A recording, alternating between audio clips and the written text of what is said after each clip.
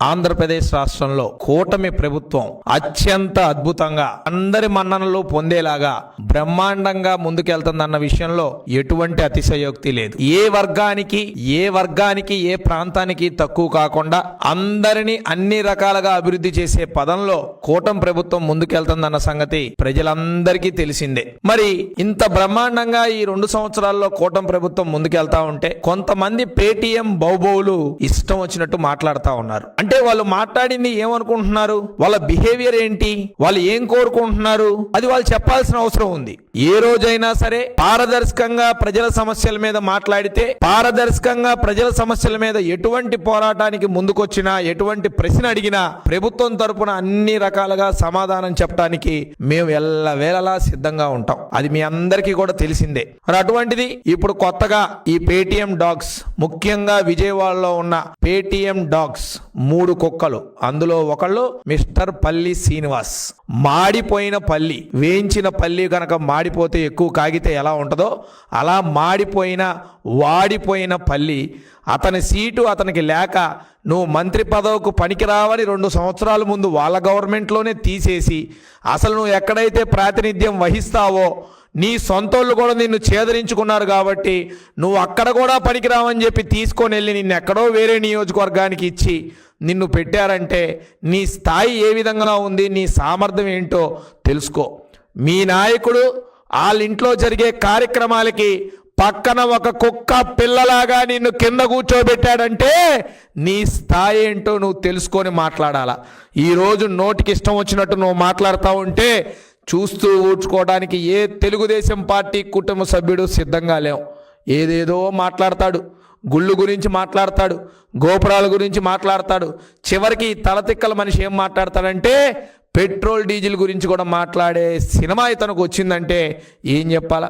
అసలు petrol diesel గురించి మాట్లాడే నైతిక హక్కు ఇతనికి కానీ వైసీపీలోని ఏ నాయకులైనా ఉందా?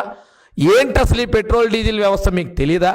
యావత్ భారతదేశంలోనే కాదు, యావత్ ప్రపంచమే ఈ యుద్ధ పరిణామాల వల్ల ఎదుర్కొంటున్న సంక్షోభం.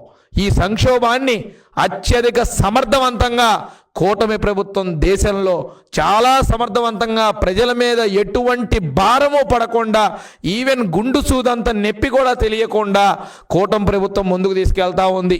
ఈ మహానుభావుడు మాట్లాడతాడు, పెట్రోల్ డీజిల్ రేట్లు పెంచారు, దాని మీద లోకేష్ గారు బాధ్యత తీసుకోవాలి, అవసరమైతే లోకేష్ గారి మీద కేసు పెట్టాలని ఈ 420 మాట్లాడతాడు.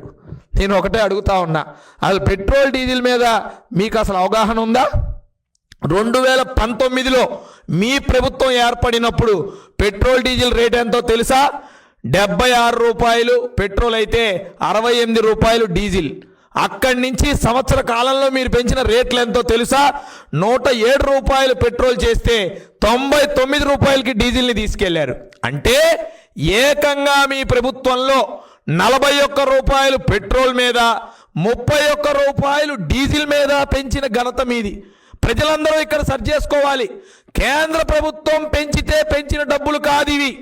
జగన్మోహన్ రెడ్డి అండ్ కంపెనీ లాభాల కోసం వ్యాట్ సైజును పెంచి ప్రజల మీద భారం మోపి వసూలు చేసిన డబ్బు ఇదంతా. అంతేకాకుండా రోడ్డు సెస్ పేరుతో 1 రూపాయి, ఇంకో సెస్ పేరుతో 3 రూపాయలు, ఏది గుర్తొచ్చినా నిత్యావసర సరుకుల్లాగా పనికొచ్చే నిత్యావసర వస్తువైన పెట్రోల్ డీజిల్ మీద వారి రేట్లన్నీ కూడా పెంచుకుంటూ పోయి 41 రూపాయలు 31 రూపాయలు పెంచిన ఘనత గత ప్రభుత్వాన్ని. మరి కనుక ఈ కూటమి ప్రభుత్వం ఏర్పరిచిన తర్వాత తీసుకుంటే ఈ 2 సంవత్సరాల్లో ఎన్ని రకాలుగా ఇబ్బంది వచ్చినా 1 రూపాయి ఎప్పుడైనా ఈ కూటమి ప్రభుత్వం మీకు పెట్రోల్ డీజిల్ ధరలు తెంపిందా? ఈరోజు ఆర్థిక ఇబ్బందులు అనేక రకాలుగా ఉన్నా ప్రజల మీద భారం మోపకుండా కూటమి ప్రభుత్వం సమర్థవంతంగా ముందుకు తీసుకెళ్తా ఉంది. దానిలో చిన్న మార్పు, కేవలం 2 సంవత్సరాల కాలంలో 3 రూపాయలు పెట్రోల్ డీజిల్ని పెంచడం జరిగింది. అది కూడా రాష్ట్ర ప్రభుత్వం పెంచింది కాదు, రాష్ట్ర ప్రభుత్వం వాటాలో పెంచింది కూడా కాదు. కేంద్ర ప్రభుత్వం తీసుకున్న నిర్ణయానికి అందరం కూడా కట్టుబడి స్వాగతించాం తప్ప దాని మీద ఏమీ కూడా ఇంకొకటి లేదు. మరి అటువంటిది ఇటువంటి పెట్రోల్ డీజిల్ మీద వీళ్ళందరూ కూడా మాట్లాడుతూ ఉన్నారు. ఈరోజు యుఎస్లో మాట్లాడాం, యూకేలో మాట్లాడాం, కెనడాలో మాట్లాడాం, ఆస్ట్రేలియాలో మాట్లాడాం, దుబాయ్లో మాట్లాడాం, ఇంకా వేరు వేరు వ్యక్తులు అందరినీ కూడా మనం అన్ని రకాలుగా మాట్లాడితే వాళ్ళంతా ఒకటే చెప్తా ఉన్నారు. $1.2 ఖరీదు ఉన్న లీటర్ పెట్రోల్ ధర ఈరోజు వాళ్ళకి దాదాపు $2, $2.1, $1.8 చొప్పున ఛార్జ్ చేస్తూ ఉన్నారు.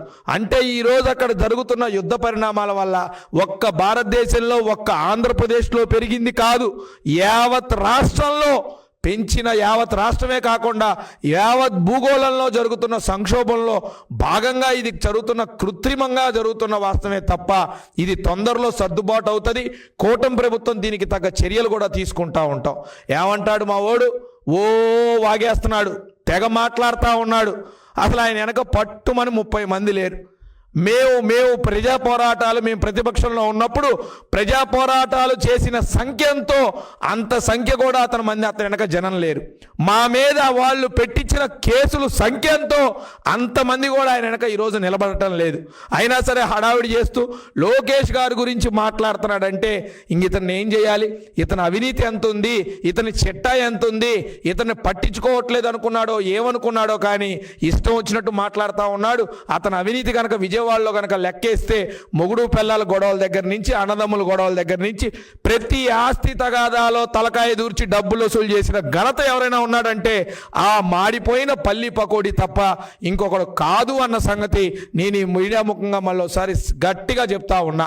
ఇతని అవినీతి చిట్ట విజయవాడ ప్రకాశం బ్యారేజీ కన్నా కూడా పొడవుగా ఉంటుంది. వీటి మీద తొందరలో ఖచ్చితంగా మేము ఒక్కోటిగా తీసుకొస్తాం. మొన్నటి వరకు ఏం జరిగినాయి, అంతకుముందు నువ్వు చేసిన ఘనకార్యాలు ఏంటి, నీ బాధితులు చిట్ట అందరినీ కూడా తేల్చేంత వరకు కూడా మేము ముందుండి పోరాడతామన్న సంగతి, ప్రభుత్వం తరపున చర్యలు తీసుకునేంత వరకు కూడా మేము మిమ్మల్ని వదలమన్న సంగతి కూడా తెలియజేస్తా ఉన్నాం. ఈయన అంటాడు లోకేష్ గారి మీదంట పెట్రోల్ డీజిల్ ఏది, దేశాలు ఇబ్బందులు పడుతూ ఉంటే, దేశాల మధ్య కొట్లాట జరిగి రేటు పెరిగి యావత్ భారతదేశంలోనే కాదు భూగోళం మొత్తం కూడా ఈ ఇంధనం మీద ప్రభావం చూపించి రేట్లు పెరిగితే దానికి లోకేష్ గారి మీద కేసు పెడతారంట ఈ 420. ఏమన్నా మైండ్ ఉందా? దేనికి పెడతారయ్యా లోకేష్ గారి మీద కేసు? ఏదైతే మీరు అమ్మ ఒడి పేరుతో ఇంటికి ఎంతమంది ఉంటే అంతమందికి అమ్మ ఒడి ఇస్తాం అని పిల్లలకి చెప్పి ఇవ్వకుండా చేతులు జోడించి వాళ్ళని మోసం చేస్తే మా యువనేత నారా లోకేష్ గారు ఇంట్లో ఎంతమంది పిల్లలుంటే అంతమందికి తల్లికి వందనం ఇచ్చినందుకు కేసు పెడతారా మీరు? ఈరోజు ఐటీ శాఖ మంత్రిగా అనేక ఇండస్ట్రీస్ని ఆంధ్రప్రదేశ్ వైపు తీసుకొచ్చి ఆంధ్రప్రదేశ్ రాష్ట్ర జీడిపి పెంచుతున్నందుకు కేసు పెడతారా మీరు మా లోకేష్ గారి మీద? ఏదైతే నిరుద్యోగ యువతకి మాట ప్రకారం 20 లక్షల ఉద్యోగాలు కల్పనే ధ్యేయంగా పనిచేస్తూ ఎన్నో కంపెనీల్ని ఆంధ్రప్రదేశ్ రాష్ట్రంకి వెళ్ళి తెస్తూ వారి యొక్క తల్లులు పిల్లల కళ్ళల్లో ఆనందం చూపిస్తున్నందుకు డిఎస్సి ఇచ్చి కానిస్టేబుల్ ఉద్యోగాలు ఇలా ఎక్కడెక్కడ ఉద్యోగ అవకాశాలు ఉన్నాయో డిఎస్సి కూడా ప్రకటించి అన్నిటినీ కూడా ఉద్యోగ అవకాశాలు నిరుద్యోగులకు ఇస్తున్నందుకు పెడతారా మీరు కేసు? పేద పిల్లలు ఎవరైతే చిన్నవారు గవర్నమెంట్ స్కూళ్ళల్లో చదువుతున్నారో అటువంటి గవర్నమెంట్ స్కూల్ పిల్లల అత్యున్నతమైన ఉద్యోగ అవకాశాల కోసం మంచి విద్యాబోధనని నేర్పించి ఆ విద్యాబోధనతో పాటు మంచి మార్కులు వచ్చేలాగా వాళ్ళని తీర్చిదిద్ది ఈరోజు స్టేట్ పేపర్లో వారి ఫోటోలు వచ్చేలాగా వారిని తీర్చిదిద్దినందుకు పెడతారా మీరు కేసు? దేనికి పెడతారండి మీరు కేసు? చెప్పాలా ఈరోజు మీరు?